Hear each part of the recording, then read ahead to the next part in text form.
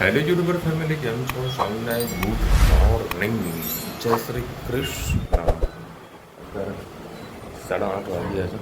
8 વાગે નીકળવાનું પ્લાનિંગ હતું, પરંતુ અત્યારે થોડું હલી જઈ છે તબિયતના કારણે. રોજના રોજતા છે કોલતા છે પંથરની ને કોઈ વસ્તુની ખ્યાલ જ નહીં. કહીએ કે આ નહીં કરવાનું આ નહીં.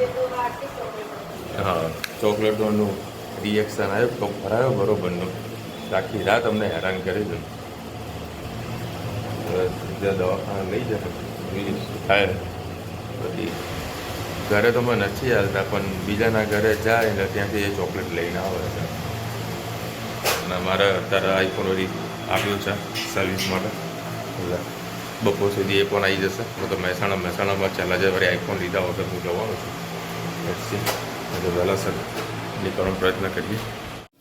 Good morning. આપણે આજે બનાવીશું કુકરમાં કોબી અને ટામેટા. આજે ટાઈમ નથી, ઉતાવળ છે ને, તો આપણે બેઠા કઢાઈયામાં કરીએ, પણ આમાંય તે કુકરમાં 2 સીટી મારીને પણ શાક સરસ થતું હોય છે. પાણી ઓછું નાખવાનું, લચકા જેવું. ટામેટા ને કોબીજનું શાક સરસ બને છે. 3-4 પડી જેટલું આપણે તેલ લઈ લીધું, એમાં આપણે એડ કરીશું રાઈ. રાઈ થઈ ગઈ છે. હવે આપણે એમાં એડ કરીશું ટામેટા.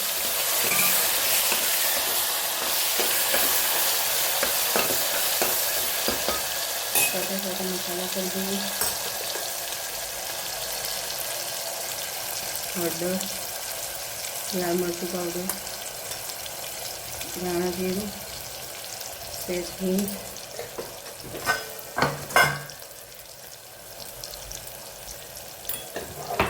અને મીઠું. આપણે એમાં લસણ કેવું કંઈ નહીં નાખીએ.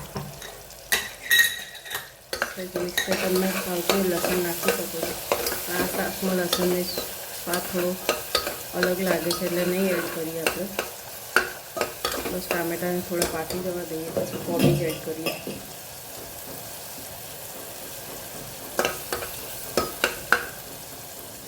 કોબીજ નાખી દઈશું આપણે. બસ હવે સરસ મિક્સ કરી લઈએ.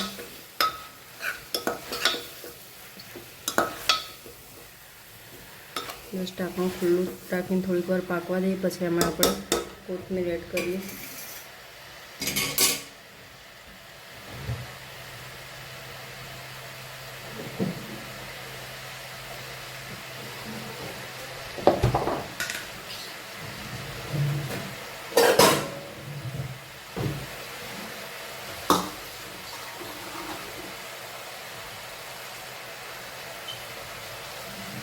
કોથમીર એડ કરી દઈએ આપણે. સરસ મિક્સ કરી લઈએ.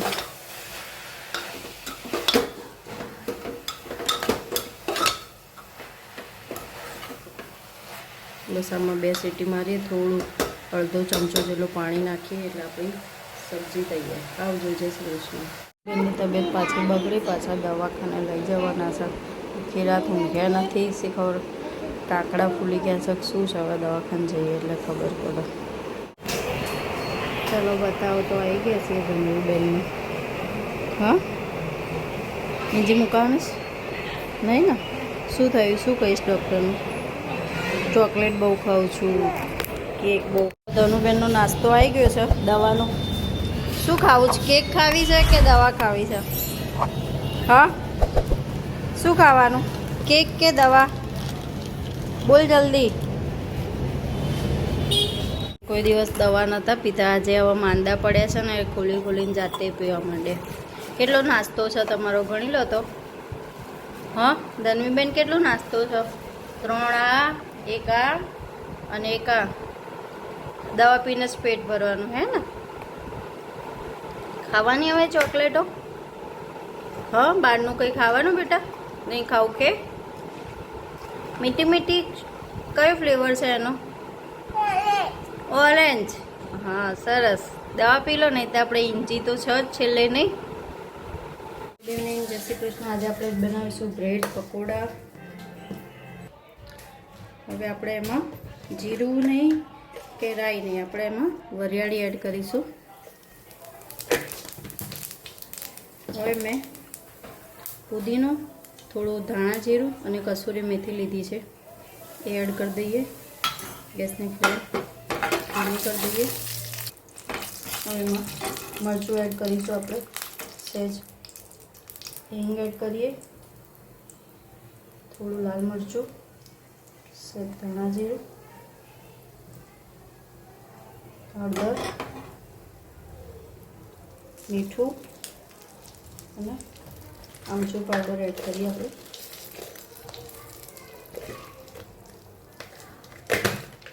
સરસ મિક્સ કરીએ.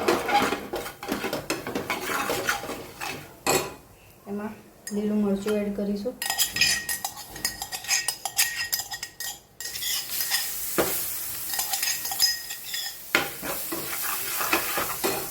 થોડા ધાણા એડ કરીએ ધોઈને.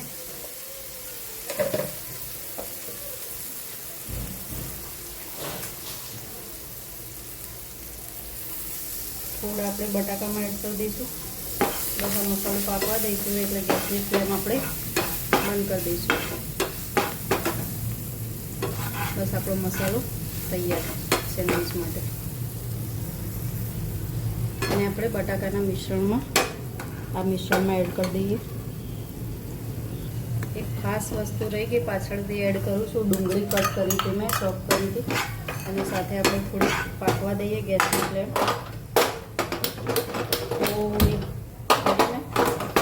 થોડી અધકચરાને પાકવા દઈએ આપણે. સહેજ એના માટે તેલ નાખવું પડશે, નહીં તો કચાશ રહેશે તો મોઢામાં હશે તો મજા નહીં આવે. સહેજ ડુંગળી પૂરતું આપણે તેલ એડ કરીએ, થોડું એને પાકવા દઈએ. આપણી થઈ ગઈ છે. આપણે આ મસાલો બટાકાના માવામાં નાખી દઈએ. મેં 5-6 બટાકા બાફી લીધા છે, એમાં એડ કરી દઈએ. હવે આપણે ઉપરના બેટર માટે ચણાનો લોટ લઈ લઈએ.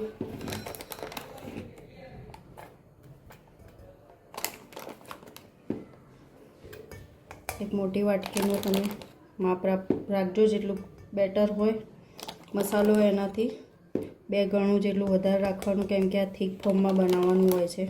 લેયર માટે જરૂર પડે તો પાછળથી બનાવી શકો છો.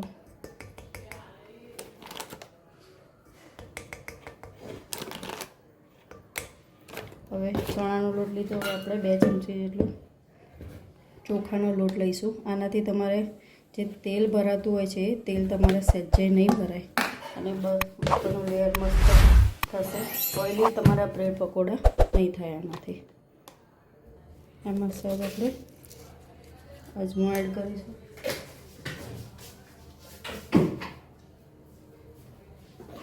સહેજ મીઠું એડ કરીશું.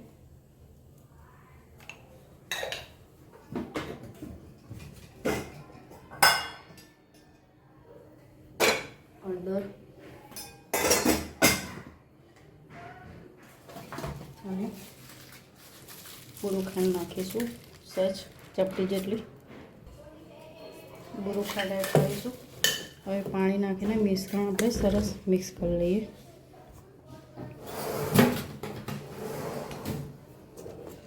થોડું પાણી નાખીને મિક્સ કરીશું.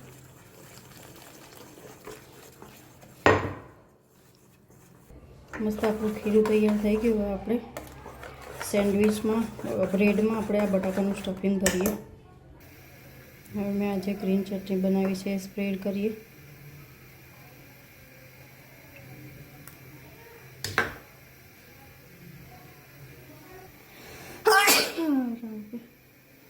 થોડી થોડી કરીશું કેમ કે તીખી છે. હવે બટાકાનો મસાલો એક પછી એડ કરીએ આપણે આની ઉપર.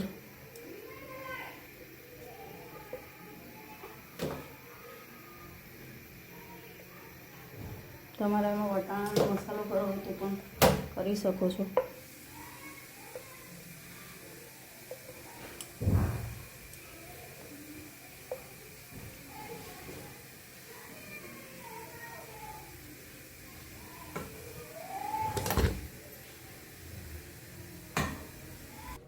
મસાલો સરખો આ રીતે કરીને બ્રેડની ઉપર બ્રેડનું લેયર કરી લઈએ.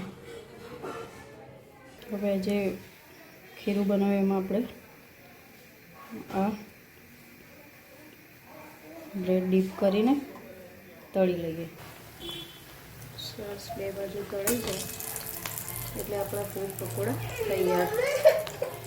આપણા મસ્ત મજાના બ્રેડ પકોડા તૈયાર. આપણે હવે એને જે ગ્રીન ચટણી બનાવી હતી એના સાથે સર્વ કરીશું. ચલો ભાઈ 11:30 વાગ્યા. શું કેમ દીકરા? હે ધનુ? ધનુને હવે હોસ્પિટલ લઈ ગયા હતા. શું કીધું ડોક્ટરે? ટોન્સિલ. સવાર કરતા અત્યારે સારું છે. અમારે છે ને રવિભાઈ સાહેબ ખરા ને એ ડોક્ટરની વિઝિટ કમ્પલસરી થઈ જાય.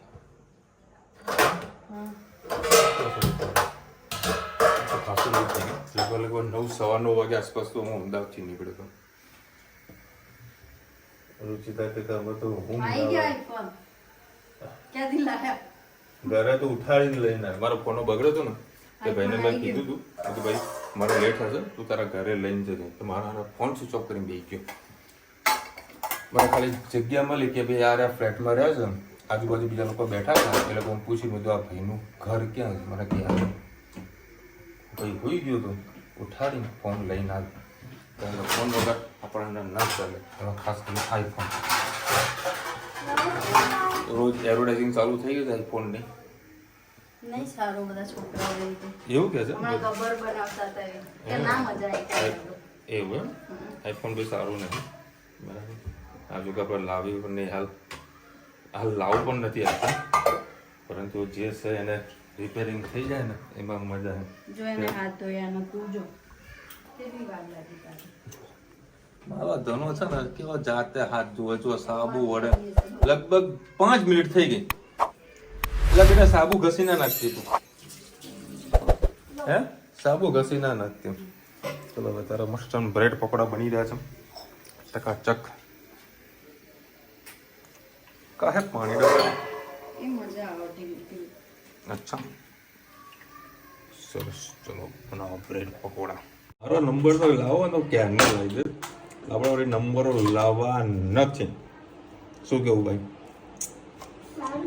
આપણે વળી સરસ બ્રેડ પકોડા બનાવીને આપો છો તો બહારનું કરા ખાવા જઈએ તો શું કેવું? સહી પકડાય. સહી પકડાય ને. અને પછી બહુ તીખું લાગી જાય. પછી આવવાનું તો ઘેર જ હોય પાછું. તો બહારનું ખાઈએ ને તો પેલું કેવાય હજમ ના થાય ના. બહાર એનું શું કહેવાય ડાયાબિટીસ કહેવાય. દાડે વળગેલી ખીચડી મીઠી. ના એને એના સિવાય બીજું એક આવે છે. શું નામ ભૂલી ગયો યાર. એક છે યાર ભૂલી ગયો.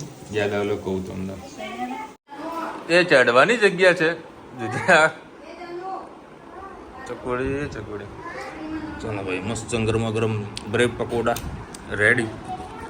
ચલો હજુ ખાઈએ છે પણ હોઠે નથી આવતું. અરે જે તીખું લાગે પછી શું થાય? એ રુચિરા તીખું લાગે તો શું થાય પછી? યાર ભૂલી કેમ ગયો યાર. ના ચલો હું છે ને તમને કહેતો તો એ એસિડિટી બહારનું ખાઈએ ને તો એસિડિટી થઈ જાય. મારા કેમેરાનું રિઝલ્ટ થોડું બગડ્યું છે. ફ્રન્ટમાં બગડ્યું છે અને આગળની સાઈડમાં ફોન છે ને વિડીયો શૂટ કરું ને તો વાઇબ્રેટ મારે છે. કેમેરો વાઇબ્રેટ મારે છે. એટલે અહીંયા મહેસાણા અમદાવાદમાં બતાવ્યું તો અમદાવાદ બધા અમુક થોડા ડફડ બનાવતા હતા. કોઈ 1000 રૂપિયા, કોઈ 3000, કોઈ 4000 રૂપિયા ખર્ચો રહેતો. એટલે મહેસાણામાં બતાવ્યું. એટલે મહેસાણામાં ભાઈ કહે વિશાલ ભાઈ તમે અમદાવાદ કરાવો, હું તમને એડ્રેસ આપું. એટલે કાલે અમદાવાદ જઈશ તો વળી રેમ કેમેરો રિપેરિંગ કરાવો છે. હા બેટા થેન્ક યુ. ધનુને હવે સારું થયું ને મારા માટે રાહત છે. એવી હેરાન કરી આખી રાત ઊંઘી નથી. હવે ઓકે ને તને? શું કીધું ડોક્ટરે તને? શું કીધું ડોક્ટરે તને? બોલ. ડોક્ટરે શું કીધું તને? શું કીધું? ડોક્ટર કહે કે ભાઈ ધનુ તને 2 નંબરના રૂમમાં તને એડમિટ કર્યા હતા એમાં પાછું જવું છે એવું કીધું હતું? એડમિટ કરવાનું કીધું હતું તને?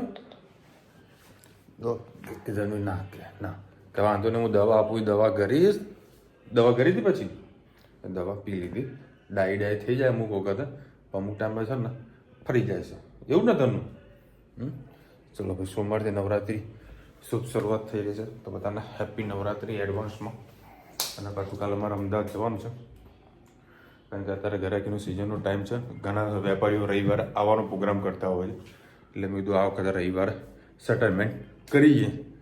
પછી કંઈક એના કે ભાઈના ઘરે જવાનું છે અને મમ્મીના ઘરે બી જમવાનું કંઈ કીધું હતું પણ આ લોકો બધા કંઈક કેન્સલ કર્યું છે. હું તો જવાનું નથી કારણ કે સીધો બાર અમદાવાદ જતો રહીશ. જોઈએ અમદાવાદમાં શું કાલે શેડ્યુલ સેટિંગ થાય છે. ચલો મળીશું નવા વિડીયો સાથે, નવા મોજ મસ્તીની સાથે. ત્યાં સુધી અમને પૂરો જય હિન્દ, ભારત માતા કી જય. અને વિડીયો ગમે તો ફટાફટ લાઈક કરો, શેર કરો, સબસ્ક્રાઈબ કરવાનું ભૂલતા નહીં. રાધે રાધે.